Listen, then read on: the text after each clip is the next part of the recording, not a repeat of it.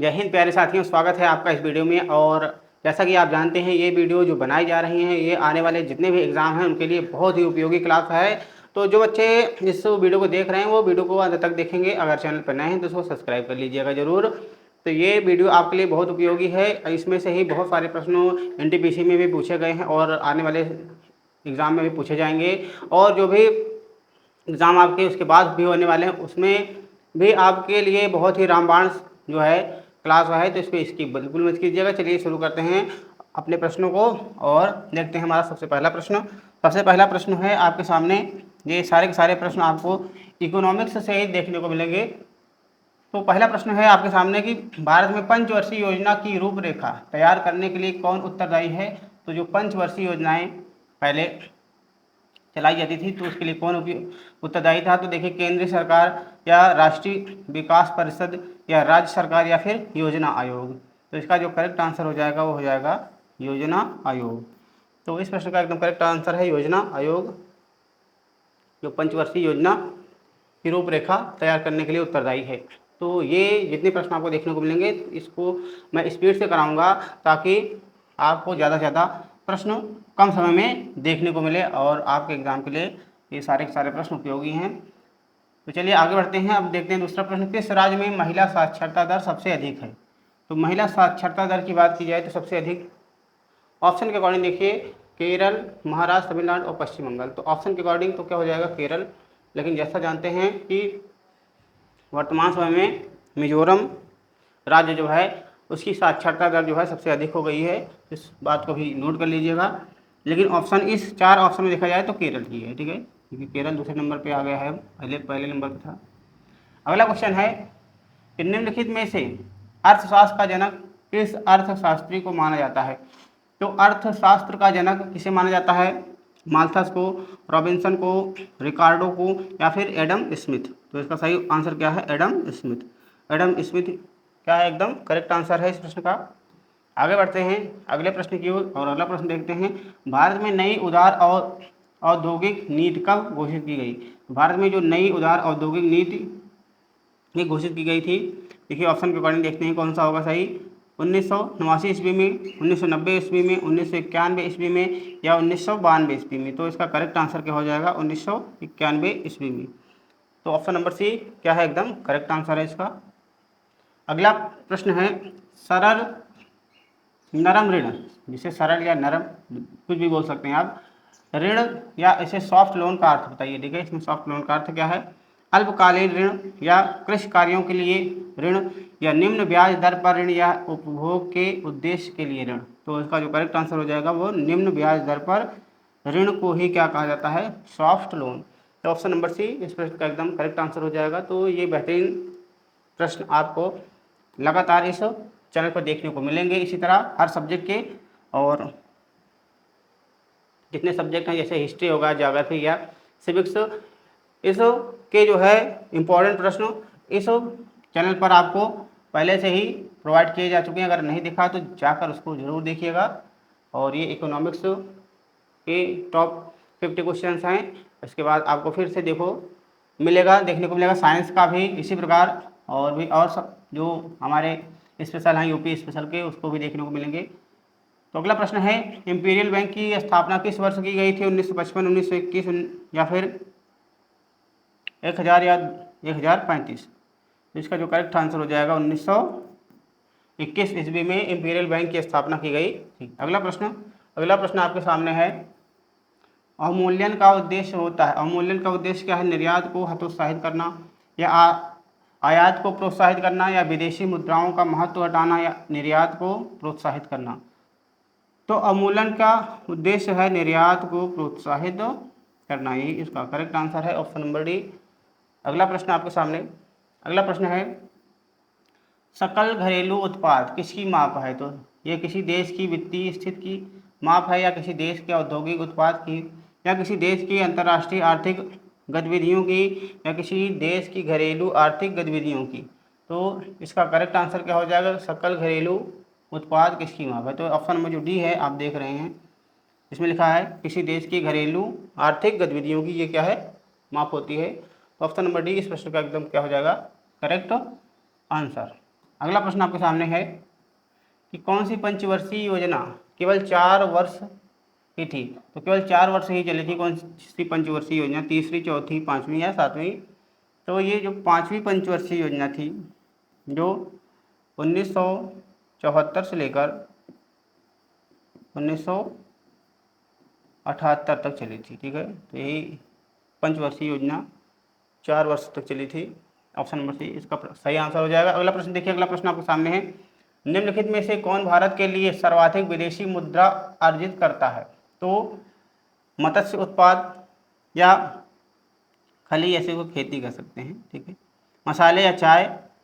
तो इसका जो करेक्ट आंसर हो जाएगा वो हो जाएगा मत्स्य उत्पादन। देखा, मत्स्य उत्पादन से सबसे ज़्यादा जो है विदेशी मुद्रा अर्जित किया जाता है।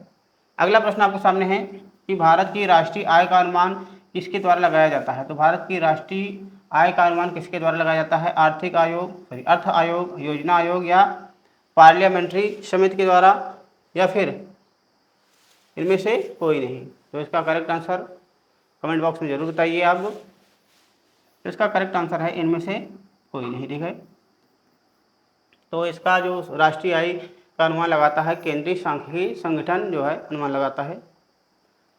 तो इसमें से ऑप्शन नहीं है, आप इसको लिख लीजिएगा, केंद्रीय सांख्यिकी संगठन। अगला है क्वेश्चन, निम्नलिखित में से कौन वर्धमान कर है। तो वर्धमान कर देखिए, विक्रय कर को कहते हैं या चुंगी ड्यूटी को, आयकर को या कस्टम्स ड्यूटी को। तो कहते हैं आयकर को।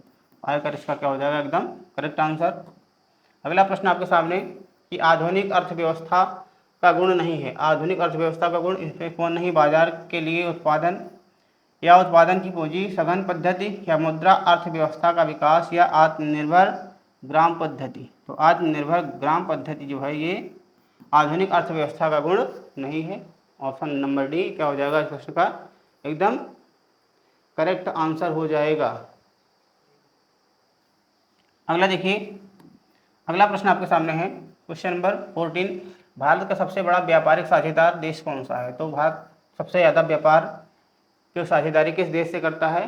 तो विकल्प देखिए, अमेरिका, यूके, जर्मनी या इटली।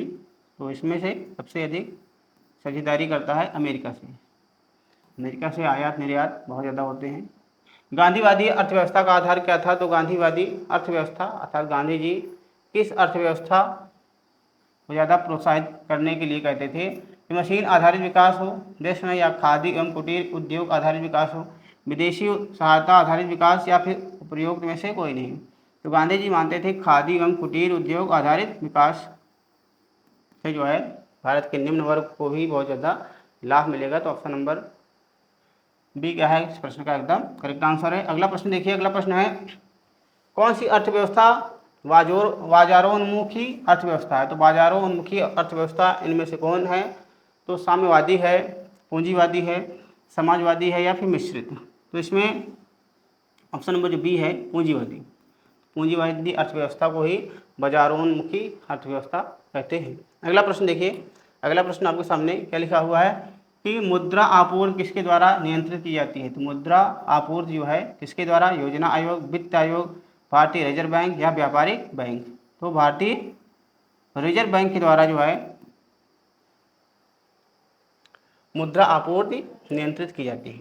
अगला प्रश्न क्वेश्चन नंबर 18, भारत में राष्ट्रीय आय का आकलन सबसे पहले किसने किया था। तो भारतीय राष्ट्रीय आय का आकलन सबसे पहले महालनोबिस ने किया था, या फिर दादा भाई नौरोजी, या VKRV राव, या सरदार पटेल। तो किसने किया था दादा भाई नौरोजी ने किया था। आप बताइए किस सन में किया था, ये आपको कमेंट बॉक्स में आंसर देना है किस सन में किया था। अगला प्रश्न क्वेश्चन नंबर 19, किसी देश का आर्थिक विकास किस पर निर्भर है। तो किसी देश का अगर आर्थिक विकास हो तो किस पर निर्भर करेगा, प्राकृतिक संसाधन पर, पूंजी निर्माण पर, बाजार का आकार, या उपरोक्त सभी। तो उपरोक्त सभी इसका क्या हो जाएगा एकदम करेक्ट आंसर।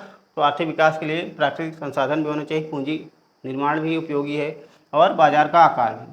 अगला प्रश्न क्वेश्चन नंबर 20, राष्ट्रीय आय किससे निर्मित होती है। तो राष्ट्रीय आय देखिए ऑप्शन के अकॉर्डिंग देखते हैं, किसी धन उत्पादक गतिविधि द्वारा, किसी श्रमशील गतिविधि द्वारा, या किसी लाभकारी गतिविधि द्वारा, या किसी उत्पाद गतिविधि द्वारा। तो किसी उत्पादक गतिविधि द्वारा जो है कृषि उत्पादक गतिविधि द्वारा जो है राष्ट्रीय आय निर्मित होती है। ऑप्शन नंबर डी सही था। अगला क्वेश्चन 21 नंबर का, पंचायती राज किस योजना में प्रस्तावित हुआ? तो पंचायती राज जो है योजना किस में प्रस्तावित हुआ था? प्रथम, द्वितीय, तृतीय या चतुर्थ? तो किसमें हुआ था? द्वितीय में हुआ था। और ये 1949, जैसा कि जानते हैं 1949 राजस्थान के नागौर जिले से ही स्टार्ट हुआ था। अगला क्वेश्चन है, नीति आयोग का पदेन अध्यक्ष कौन होता है? तो नीति आयोग का पदेन अध्यक्ष देखा जाए तो राष्ट्रपति, उपराष्ट्रपति, प्रधानमंत्री या लोकसभा अध्यक्ष? ये कौन होता है? प्रधानमंत्री, क्योंकि नीति आयोग का पदेन अध्यक्ष प्रधानमंत्री को ही कहा जाता है, बनाया जाता है। प्रथम पंचवर्षीय योजना कब लागू हुई थी? प्रथम पंचवर्षीय योजना भारत का आज़ाद होने के बाद पहली पंचवर्षीय योजना की शुरुआत कब की गई? 1 अप्रैल 1949, 1 अप्रैल 1950, 1 अप्रैल 1951 या 1 अप्रैल 1952? तो इसका सही आंसर हो जाएगा 1 अप्रैल 1951 में प्रथम पंचवर्षीय योजना की स्टार्ट किया गया था और ये हेराल्ड डोमर मॉडल पर आधारित था। आयात निर्यात पर लगाए जाने वाले कर को कहते हैं? तो आयात निर्यात पर लगाए जाने वाले कर को क्या कहते हैं? Foreign duty, excise duty, custom duty या फिर स्टेट ड्यूटी? तो इसका सही आंसर हो जाएगा custom duty. Option number C इसका सही आंसर हो जाएगा। अगला प्रश्न देखिए, अगला प्रश्न है मिश्रित अर्थव्यवस्था का अर्थ। मिश्रित अर्थव्यवस्था का क्या अर्थ है? तो देखा जाए तो मिश्रित अर्थव्यवस्था, ऑप्शन नंबर ए है, बृहद एवं कुटीर उद्योग का सह अस्तित्व, औद्योगिक विकास में विदेशों का सहयोग या फिर सार्वजनिक तथा निजी क्षेत्र का सह अस्तित्व या उपयुक्त में से कोई नहीं। तो जो सार्वजनिक और निजी क्षेत्र होते हैं, ठीक है, उनको साथ साथ लाना, साथ साथ मिलकर काम करना ही क्या कहलाता है? मिश्रित अर्थव्यवस्था का उदाहरण होता है। तो ऑप्शन नंबर सी इस प्रश्न का एकदम क्या है? करेक्ट आंसर है। अगला क्वेश्चन है, आर्थिक विकास की दृष्टि से भारत है। तो आर्थिक विकास की दृष्टि से देखा जाए तो भारत क्या है? भारत विकसित राष्ट्र है या विकासशील राष्ट्र है, या अविकसित राष्ट्र है या अर्ध विकसित राष्ट्र? तो ये ऑप्शन नंबर जो बी है, विकासशील राष्ट्र। तो भारत अभी विकसित नहीं हुआ है, भारत विकासशील है, ठीक है। अर्थात तो भारत का विकास लगातार हो रहा है, विकसित की ओर अग्रसर है लेकिन अभी विकसित हुआ नहीं, इसलिए ऑप्शन नंबर बी हमारा क्या हो जाएगा? एकदम करेक्ट आंसर, विकासशील। बंद अर्थव्यवस्था का तात्पर्य बताइए कि बंद अर्थव्यवस्था का तात्पर्य क्या है? बंद अर्थव्यवस्था अर्थात आयात बंद हो जाए इसको कहेंगे, या फिर नियंत्रित पूंजी को कहेंगे, या निर्यात बंद हो जाए, या आयात निर्यात बंद? तो आयात और निर्यात दोनों बंद हो जाते हैं तो उसी को कहा जाता है बंद अर्थव्यवस्था। अर्थात ना तो किसी से कुछ लिया जाए ना किसी को कुछ दिया जाए। जैसे दुनिया के सभी देशों में खुली अर्थव्यवस्था वो देखी जाती है, लेकिन जैसे उत्तर कोरिया है तो वहाँ पे बंद अर्थव्यवस्था देखने को मिलती है। लेकिन अब उत्तर कोरिया भी ऐसे कुछ देशों से उसके लेन देन होने लगे, जैसे खासकर चाइना से, तो उसको भी हम पूर्ण रूप से बंद अर्थव्यवस्था का देश नहीं कह सकते। भारतीय अर्थव्यवस्था के पिछड़ेपन का सर्वप्रमुख कारण क्या है? तो भारतीय अर्थव्यवस्था का ये जो पिछड़ापन है, इतना पीछे है, उसका क्या कारण है? तो कारण कुछ दिए गए हैं, जैसे परंपरागत कृषि व्यवस्था, देश की विशाल जनसंख्या, या उद्योगों का अल्प विकास, या उपरोक्त सभी? तो इसमें जो ऑप्शन नंबर डी है, उपरोक्त सभी। ये सभी कारण हैं कि परंपरागत कृषि व्यवस्था की हम पीछे पुरानी पद्धति से कृषि कर रहे हैं तो कृषि में विकास नहीं हो रहा। देश की विशाल जनसंख्या भी इसका कारण है, भारतीय अर्थव्यवस्था के पिछड़ेपन का, और उद्योगों का अल्प विकास ये भी मूल कारण है, प्रमुख कारण है। क्वेश्चन नंबर 29 है, आयात निर्यात पर लगाए जाने वाले कर को कहते हैं? तो आयात निर्यात पर लगाए जाने वाले कर को अभी बताया, ये शायद क्वेश्चन रिपीट है। इसमें देख लीजिए, फॉरेन ड्यूटी, एक्साइज ड्यूटी, या कस्टम ड्यूटी, या फिर स्टेट ड्यूटी? तो इसका हो जाएगा custom duty. Option number C इस प्रश्न का एकदम करेक्ट आंसर हो जाएगा। अगला प्रश्न देखिए, अगला है अर्थव्यवस्था के प्राथमिक क्षेत्र में शामिल है। तो अर्थव्यवस्था का जो प्राथमिक क्षेत्र है उसमें क्या शामिल है? इसमें कृषि, उत्खनन, वन, या ये सभी? तो इसमें कृषि भी शामिल है, उत्खनन भी शामिल है, और वन, अर्थात उपरोक्त सभी, ये सभी शामिल होते हैं अर्थव्यवस्था के प्राथमिक क्षेत्र में। अगला क्वेश्चन 31 नंबर, भारत में राष्ट्रीय आय की गणना का कार्य करता है। तो भारत में राष्ट्रीय आय की गणना का कार्य अभी मैंने शुरुआत के प्रश्नों में इसका आंसर बताया था, बताइए अगर आपको याद है तो केंद्रीय सांख्यिकी संगठन या राष्ट्रीय सांख्यिकी संगठन या योजना आयोग या फिर रिजर्व बैंक ऑफ इंडिया। तो इसका जो सही आंसर हो जाएगा केंद्रीय सांख्यिकी संगठन जो है भारत की आय की गणना करता है। अगला क्वेश्चन है राष्ट्रीय आय है बाजार मूल्य पर निवल राष्ट्रीय उत्पाद या उत्पाद लागत पर निवल राष्ट्रीय उत्पाद या बाजार मूल्य पर निवल देशी उत्पाद या फिर उत्पाद लागत पर निवल देशी उत्पाद। तो ये जो ऑप्शन बड़ी है उत्पादन लागत पर निवल देशी उत्पाद, ये क्या है एकदम करेक्ट आंसर है। राष्ट्रीय आय है उत्पादन लागत पर निवल देशी उत्पाद को ही राष्ट्रीय आय कहते हैं। अगला क्वेश्चन है भारत की राष्ट्रीय आय में सर्वाधिक योगदान किसका है। तो भारत की राष्ट्रीय आय जो है उसमें सर्वाधिक योगदान प्राथमिक क्षेत्र का, द्वितीयक तृतीयक या इनमें से कोई नहीं। तो सबसे अधिक योगदान की बात की जाए तो वो है तृतीयक क्षेत्र, ठीक है। लेकिन सबसे ज़्यादा अगर कामगार के क्षेत्र में लगे हुए हैं तो प्राथमिक क्षेत्र है कि प्राथमिक क्षेत्र जो है सबसे ज़्यादा जो है रोजगार प्रदान करता है। लेकिन सबसे ज़्यादा अगर राष्ट्र की आय में सबसे ज़्यादा योगदान किसका है वो तो तृतीय क्षेत्र का है। अगला क्वेश्चन कि वर्तमान में भारत की राष्ट्रीय आय में सर्वाधिक योगदान किस क्षेत्र का है। तो किस क्षेत्र का है, यहाँ पे कृषि का है, सेवा का है, उद्योग का है या अवस्थापना का है। तो इसमें है सेवा क्षेत्र। जो सेवा क्षेत्र है ये तृतीय क्षेत्र में आता है। तो ये राष्ट्रीय आय में सर्वाधिक योगदान यही प्रदान करता है। क्वेश्चन नंबर नेक्स्ट देखिए, क्वेश्चन नंबर 35 है भारत में बेरोजगारी के आंकड़े कौन तैयार करता है। तो भारत में बेरोजगारी के आंकड़े वित्त मंत्रालय, ग्रामीण विकास मंत्रालय, ग्राम पंचायत या राष्ट्रीय नमूना सर्वेक्षण संगठन। तो ये कौन तैयार करता है, राष्ट्रीय नमूना सर्वेक्षण संगठन यही तैयार करता है भारत में बेरोजगारी के आंकड़े। ऑप्शन नंबर डी इस प्रश्न का एकदम करेक्ट आंसर। क्वेश्चन नंबर 36 है भारत में बेरोजगारी की किस्म पाई जाती है, अर्थात भारत में किस प्रकार की बेरोजगारी पाई जाती है देखने को मिलती है। तो ग्रामीण अल्प रोजगार या चक्रीय बेरोजगारी या संरचनात्मक बेरोजगारी या ऐच्छिक बेरोजगारी। तो भारत में ज़्यादातर संरचनात्मक बेरोजगारी देखने को मिलती है। ऑप्शन नंबर सी इस प्रश्न का एकदम करेक्ट आंसर है। अगला प्रश्न आपके सामने है 37, एकाधिकार का अर्थ बताना है कि एकाधिकार किसे कहते हैं। एकल क्रेता हो उसको एकाधिकार कहेंगे या अनेक विक्रेता, एकल विक्रेता या अनेक विक्रेता। तो अनेक विक्रेता दो बार हो गया है, तो इसका जो सही आंसर होगा एकल विक्रेता, अर्थात बेचने वाला अकेले हो तो उसे कहेंगे एकाधिकार, कि बाजार पर किसी एक ही व्यक्ति का अधिकार है, वही बेच रहा है वहाँ पर बस। अगला क्वेश्चन 38 नंबर का, अंत्योदय कार्यक्रम का उद्देश्य था। अंत्योदय जो कार्यक्रम चलाया गया था उसका उद्देश्य क्या था।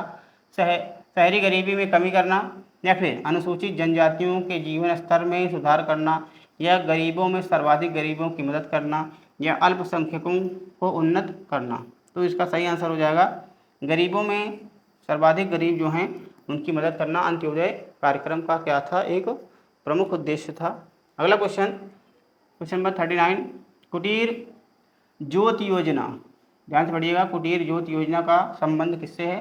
तो यहाँ पे ग्रामीण क्षेत्रों में कुटीर उद्योगों को प्रोत्साहन देने से या ग्रामीण क्षेत्रों में बेरोजगारों को रोजगार देने से या ग्रामीण क्षेत्रों में गरीबी रेखा से नीचे जीवन यापन करने वाले परिवारों को विद्युत सुविधा उपलब्ध कराने से या उपयोग सभी। तो इसका जो सही आंसर है ऑप्शन नंबर सी है कि ग्रामीण क्षेत्रों में गरीबी रेखा से नीचे जीवन यापन करने वाले परिवारों को विद्युत सुविधा उपलब्ध कराना, क्योंकि ज्योति शब्द लिखा है यहाँ पर, तो इसका अर्थ है कि वहाँ पर बिजली जो है विद्युत सुविधा उपलब्ध कराना ही इसका उद्देश्य होगा। तो 39 का सही आंसर क्या हो जाएगा, ऑप्शन नंबर सी।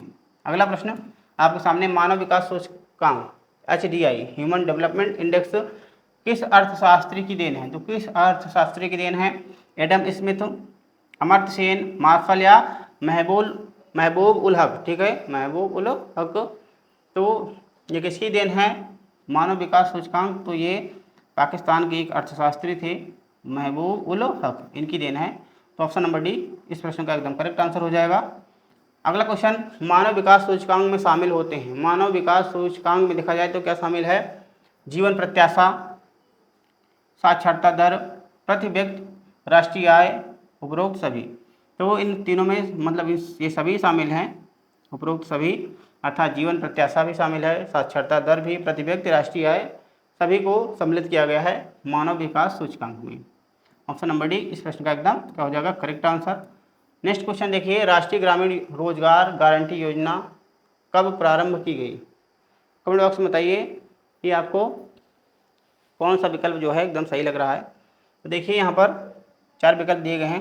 15 अगस्त 2005 में, 20 जनवरी 2007, 11 मार्च सन 2000 या 2 फरवरी सन 2006। तो इसका जो करेक्ट आंसर है वो 2 फरवरी सन 2006 को राष्ट्रीय ग्रामीण रोजगार गारंटी योजना की शुरुआत की गई। ऑप्शन नंबर डी सही हो जाएगा। अगला प्रश्न है, भारत में मानव विकास रिपोर्ट जारी करने वाला पहला राज्य कौन सा था? ठीक है, भारत में मानव विकास रिपोर्ट सबसे पहले किस राज्य ने जारी किया था? तो केरल ने, मध्य प्रदेश, गोवा या महाराष्ट्र। आपको लग रहा होगा कि केरल होगा या तो गोवा हो सकता है, या तो अगर ये दोनों नहीं होंगे तो महाराष्ट्र होगा, लेकिन इसका जो सही आंसर वो है कौन सा है? मध्य प्रदेश। ठीक है, लेकिन कौन सा है? मध्य प्रदेश, क्योंकि आप सोचेंगे सबसे पढ़ा लिखा कौन है? केरल है, तो केरल जारी कर सकता है, या फिर गोवा जो कि बहुत ज़्यादा डेवलप है, महाराष्ट्र भी, तो ये सब कर सकते हैं, लेकिन सबसे पहले किसने जारी किया था? मध्य प्रदेश ने। अगला क्वेश्चन, भारत निर्माण योजना संबंधित है। तो भारत निर्माण योजना किससे संबंधित है? भारत को एकजुट रखने से, या भारत की सड़कों की मजबूती से, या भारत की ग्रामीण अधसंरचना के विकास से, या भारत की नदियों को आपस में जोड़ने से। तो इसका सही आंसर हो जाएगा भारत की ग्रामीण अधसंरचना के विकास से भारत निर्माण योजना जो है संबंधित है। अगला प्रश्न है 45 नंबर का, प्रधानमंत्री ग्राम सड़क योजना को कब प्रारंभ किया गया? तो ग्राम सड़क योजना गांव की सड़कों को जो है अच्छे से बनाने के लिए ये योजना चलाई गई थी। तो ये योजना 25 दिसंबर सन 2000 को स्टार्ट हुई थी, या 24 दिसंबर सन 2001, 23 दिसंबर सन 2001, या 15 अगस्त सन 2001। तो इसका सही आंसर हो जाएगा 25 दिसंबर सन 2000 को प्रधानमंत्री ग्राम सड़क योजना को स्टार्ट किया गया था। अगला प्रश्न है, भारत में योजना निर्माण के उद्देश्य हैं। तो भारत में योजना निर्माण का क्या उद्देश्य है? राष्ट्रीय आय में वृद्धि, आय और संपत्ति में असमानताओं को घटाना, निर्धनता उन्मूलन, या उपरोक्त सभी। तो भारत में योजना निर्माण के लिए राष्ट्रीय आय में वृद्धि, ये भी सही है, आय और संपत्ति में असमानताओं को घटाना, ये भी सही है, निर्धनता का उन्मूलन, ये भी सही है, अर्थात ऑप्शन नंबर डी उपरोक्त सभी हो जाएगा हमारा करेक्ट आंसर। अगला प्रश्न आपके सामने है। अगला प्रश्न है, पंचवर्षीय योजना बनाने की जिम्मेदारी किसकी थी? तो पंचवर्षीय योजना बनाने की जिम्मेदारी प्रधानमंत्री कार्यालय को, या फिर राष्ट्रीय विकास परिषद, या फिर योजना आयोग को, या फिर ग्राम पंचायत को। तो ये था योजना आयोग की जिम्मेदारी पंचवर्षीय योजना बनाने के लिए। अगला क्वेश्चन 48 नंबर का है, पंचवर्षीय योजना का अंतिम प्रारूप कौन अनुमोदित करता है? तो पंचवर्षीय योजना जो थी इसका अंतिम प्रारूप कौन अनुमोदित करता है? केंद्रीय मंत्रिमंडल, या राष्ट्रीय विकास परिषद, या योजना आयोग, या उपरोक्त सभी। तो इसका अंतिम प्रारूप का अनुमोदन जो है योजना आयोग करता है। अगला प्रश्न आपके सामने, नीति आयोग की स्थापना कब हुई? तो नीति आयोग की स्थापना कब की गई थी? ये योजना आयोग के स्थान पर इसको नीति आयोग में कन्वर्ट कर दिया गया था। योजना आयोग के स्थान पर ही नीति आयोग आया था। तो इसकी शुरुआत 10 मार्च 1950 को, 1 जनवरी 2015 को, या 16 मार्च 1951 को, या 20 मार्च 1950 को। तो इसका जो सही आंसर हो जाएगा 1 जनवरी 2015 को योजना आयोग के स्थान पर नीति आयोग को लाया गया था। अगला क्वेश्चन और आज का लास्ट प्रश्न है, राष्ट्रीय विकास परिषद का अध्यक्ष होता है। तो राष्ट्रीय विकास परिषद का अध्यक्ष गृह मंत्री, वित्त मंत्री, प्रधानमंत्री, या फिर योजना आयोग का उपाध्यक्ष। इसका सही आंसर हो जाएगा प्रधानमंत्री, क्योंकि राष्ट्रीय विकास परिषद का अध्यक्ष कौन होता है? ये होता है प्रधानमंत्री। तो आई होप कि ये जो आपके सामने टॉप 50 क्वेश्चन थे वो पढ़कर आपको बहुत अच्छे लगे होंगे। तो अगर चैनल पर नए हैं तो सब्सक्राइब जरूर कर लीजिएगा और वीडियो को जरूर लाइक कर दीजिएगा। तो मिलते हैं नेक्स्ट वीडियो में, तब तक जो हमारी प्लेलिस्ट बनी हुई है जिसमें बहुत सारे वीडियो आपको पहले प्रोवाइड किए जा चुके हैं, उनको आप लगातार वॉच कीजिए। मिलते हैं नेक्स्ट वीडियो में, तब तक के लिए धन्यवाद।